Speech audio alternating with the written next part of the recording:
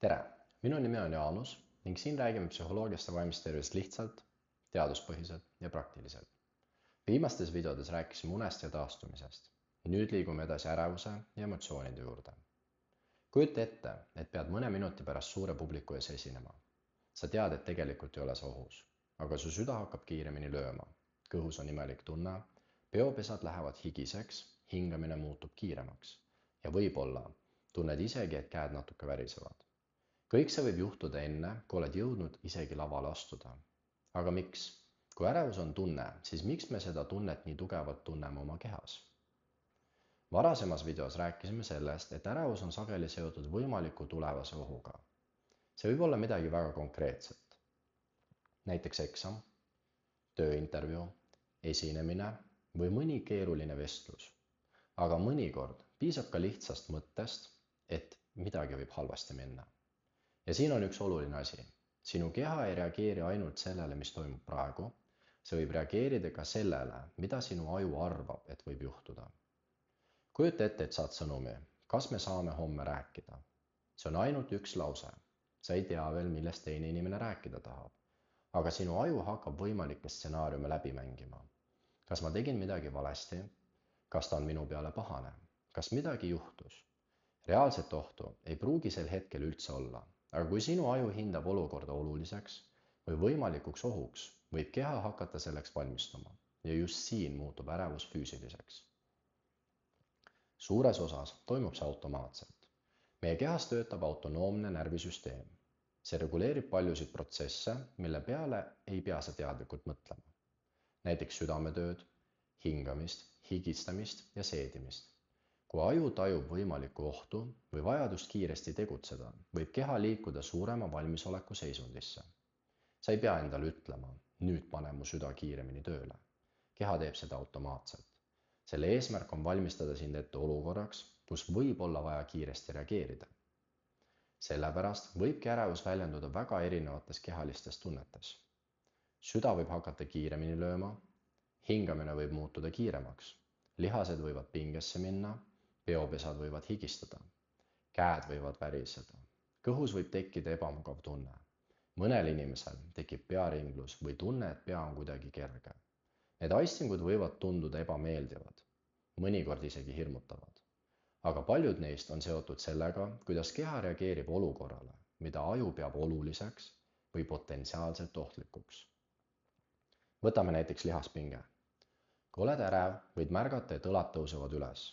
Lõug läheb pingesse või hoiad käsi kuidagi jäigalt. Sa ei pruugi seda isegi kohe märgata. Keha on lihtsalt valmis tegutsema. Kui selline pinge kestab pikemalt, võid hiljem märgata hoopis seda, et kael valutab või pea on pinges.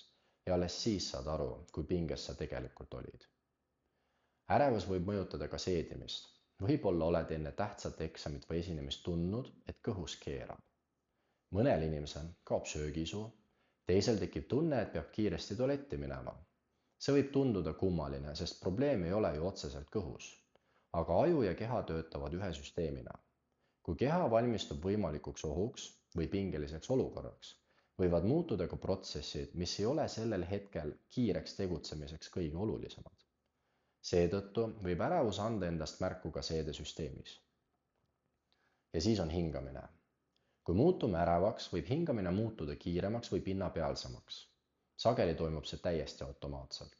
Kui hingamine muutub väga kiireks, võib see omakorda tekitada uusi kehalisi aistinguid. Näiteks pearinglust, surinat või tunnet, et hingata on raske. Ja siin võib tekkida huvitav olukord. Sa tunned ärevust, keha reageerib. Siis märkad keha reaktsiooni. Ja see võib sind omakorda veel rohkem ärevaks teha. Näiteks märkad, et su süda lööb kiiresti. Esimene mõte, miks mu süda nii kiiresti lööb? Siis hakkad oma südamelööke veel rohkem jälgima. Märkad iga väikest muutust. Ja mida rohkem sa sellele tähelepanu pöörad, seda tugevamana see tunne võib tunduda. See ei tähenda, et sa kujutad sümptomit ette. Südame kloppimine on päris ning kehaline tunne on samuti päris. Aga see, kuidas me seda tunnet tõlgendame ja kui palju sellele tähelepanu pöörame, võib mõjutada seda, kui hirmutavana me seda kogeme. Sellest, miks süda närvilises olukorras kiiremini lööb, räägime täpsemalt järgmises videos. Oluline on ka mõista, et ärevus ei näe kõigi puhul ühesugune välja. Üks inimene tunneb ärevust kõige rohkem rinnus, teine kõhus, kolmas märkab lihaspinget, neljas hakkab higistama ja mõni inimene märkab kõigepealt hoopis seda, et ta ei suuda paigal istuda. Seetõttu ei ole olemas ühte kindlat kehalist tunnet, mis tähendaks automaatselt ärevust. Samuti ei tähenda iga südame kloppimine, kõhuvalu või pearinglus seda, et põhjuseks on ärevus. Kehalistel sümptomitel võib olla palju erinevaid põhjuseid. Kui sümptom on uus, tugev, püsiv või tekitab muret, tasub seda vajadusel tervishoiutöötajaga arutada. Mida selle teadmisega siis praktiliselt teha? Kõigepealt võib olla kasulik õppida märkama, kuidas ärevus just sinu kehas väljendub. Mõtle mõnele olukorrale, kus oled olnud närvis või ärev. Mis juhtus sinu kehaga esimesena? Kas süda hakkas kiiremini lööma?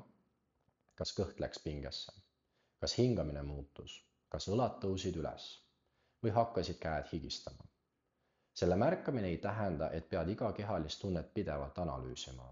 Pigem aitab see sul ära tunda, okei. Mu keha on praegu suurema valmisolekuga seisundis. See võib aidata kehalist reaktsiooni paremini mõista, sest kui sa ei tea, miks su keha niimoodi reageerib, võivad need aistingud tunduda palju hirmutavamad.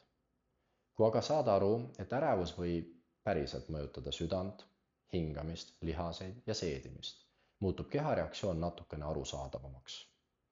See ei tähenda, et kõik kehalised sümptomid tuleks automaatselt ärevuse arvele kirjutada. Aga see tähendab, et ärevus ei eksisteeri ainult meie mõtetes. See on kogemus, milles osalevad korraga nii aju kui ka keha.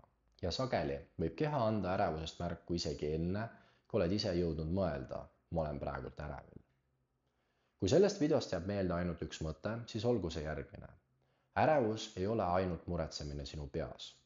See võib olla kogu keha reaktsioon olukorrale, mida sinu aju peab oluliseks või potentsiaalselt ohtlikuks. Südame kloppimine, kiirem hingamine, lihaspinge, higistamine või ebamugav tunne kõhus. Need võivad kõik olla osa sellest, kuidas keha valmistub reageerima. Aga miks hakkab süda mõnikord enne eksamit, esinemist või tähtsat vestlust nii tugevalt peksma? Mis kehas sellel hetkel tegelikult toimub?